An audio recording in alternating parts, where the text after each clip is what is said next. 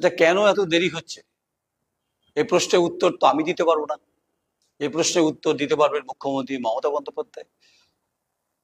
হ্যাঁ, আমি অনুব্রত মণ্ডল কেষ্ট সম্পর্কেই বলছি। ধারাবাহিকভাবে চলছে। 28 তারিখের পর বীরভূমের মাটিতে বিভিন্নভাবে দলের মধ্যে কিন্তু ক্ষোভ বিক্ষোভ শুরু হয়ে গেছে। ইতিমধ্যে কাজল শেখ বলেছে যে তিনি কি বলেছেন সেটা আপনারা শুনেছেন, আমি তো বলিনি। তিনি কি করবেন না করবেন সেটা রাজ্য নেতৃত্ব ঠিক করবে। আচ্ছা, এমন একটা সময় ঘটনা ঘটছে, সে 26-এ নির্বাচন দোরগোড়ায়। আপনাদের মনে প্রশ্ন থাকতে পারে যে এরকম দুর্নীতি, এরকম ঘটনা, এরকম বিতর্কিত বিষয় 21-এও হয়েছিল, লাভ কিছু হয়নি, বরং মমতা বন্দ্যোপাধ্যায় কিন্তু একদম ডালি ভরে কিন্তু সবাই ভোট দিয়েছিলেন, লক্ষ্মীর ভান্ডার ছিল।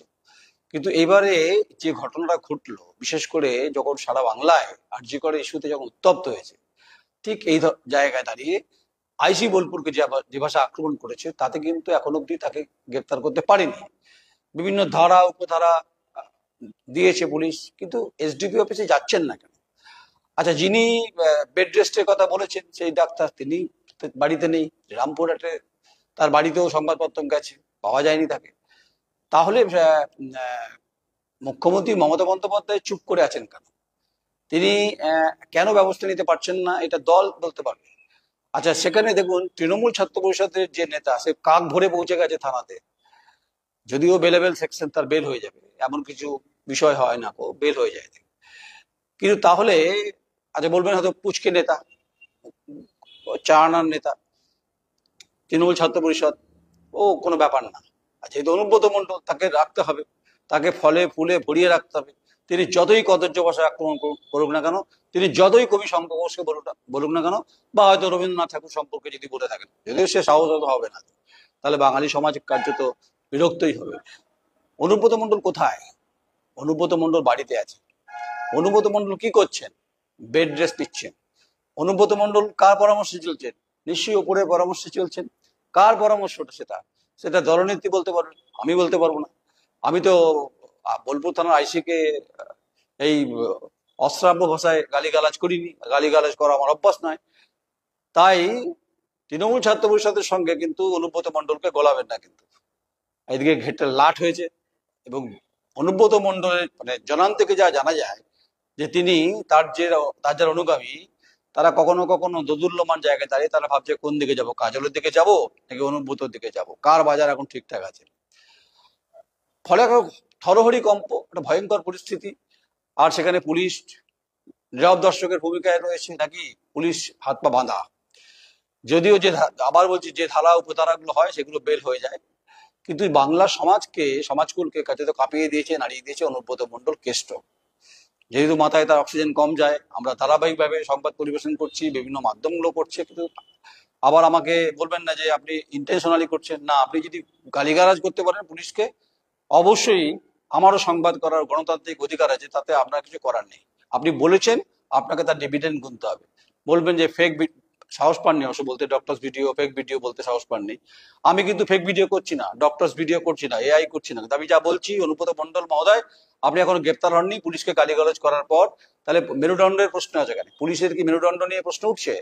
আমি বলছি না, মানুষ বলছে, বিরোধী দল বলছে, কেউ কেউ বলছে রে ও একদিন যাবে, টুক করে চলে আসবে। আসলে ওনাকে যখনই পুলিশ বা সিবিআই ডাকে, তখন তিনি কিন্তু কার্যত অসুস্থতার বিভিন্ন ধরনের ঘটনাগুলো পরপর ঘটেছে। এ আর নতুন কথা কি? আপনি বুঝি কখন বলেন যে আষাঢ় মাসে আপনি আম আম চাই, আম পাবেন, এখন যদি বলেন আমি অগ্রহায়ণ মাসে আম চাই, তা তো কলমের আম গাছ লাগাতে হবে। অনুব্রত মণ্ডল তো কলমের আম গাছ নয়, তো সারা বছর সিজন আম গাছ। হ্যাঁ, যতটা ভালো আম দেয় ততটা ভালো সার দিতে হয় গাছের ক্ষেত্রে। তিনি ফলে ফুলে ভরিয়েছেন তৃণমূল কংগ্রেসকে। আর এখন যা ঘটনা ঘটছে, তাই বাংলার সমাজকুল এবং হচ্ছে বুদ্ধিজীবী, চাই না সুশীল সমাজ, তারা কোথায় রয়েছেন, এবং এই প্রতিবাদী কণ্ঠস্বর তারা কোথায় আছে, তারা কি বলছেন। ফলে সব মিলিয়ে শান্তিনিকেতন কাজে তো নিস্তব্ধ হয়েছে, চুপচাপ হয়েছে। কোথায় অনুব্রত মণ্ডল? পুলিশ তাকে এখনো ডাকছেন না কেন? এত ধারা লাগানো সত্ত্বেও মেডিকেলের 5 দিন বেড রেস্ট পেরিয়ে গেছে, তাই না আর বেড়েছে? সে মেডিকেল অফিসার কোথায়? সব মিলিয়ে একটা তালগোল পাকানো, মানে ভাদ্র মাস আসছে, অবশ্য তালটা ভাদ্র মাসেই হয়। সব তালগোল পাকিয়েছে, কোন দিকে যাবো অজয়ের পারে যাব না ময়ূরাক্ষীর পারে যাব, এই নিয়ে ওদের ওদের লড়াই শুরু হয়েছে। কিন্তু বাংলার সমাজ অত্যন্ত বিরক্ত, ব্যতিব্যস্ত হয়েছে। নারীদের সম্ভ্রমে অধিকার প্রশ্নে কেউ ভালোভাবে মেনে নিচ্ছে না। আপনি ভয় পাচ্ছেন অনুব্রত মন্ডল মহোদয়, আপনি কেষ্টদা, আপনি কেষ্টদাই বলছি, আপনি ভয় পাচ্ছেন। আপনি বুঝতে পারছেন যে আপনার কাছে এই মুহূর্তে কোনো অপশন নেই, তাই আপনি এধার ওধার উকি দিয়ে দেখছেন যে কোথা থেকে ঠিক কি করা যেতে পারে। এখন দলনেত্রী যদি আপনাকে সেফ প্যাসেজ দেয়, প্রশ্ন সমাজ তুলবে, আপনার নেত্রীকেই তুলবে, মানে মমতা বন্দ্যোপাধ্যায়কে প্রশ্ন তুলবে, মুখ্যমন্ত্রীকে তুলবে যে আপনি গার্ড করলেন।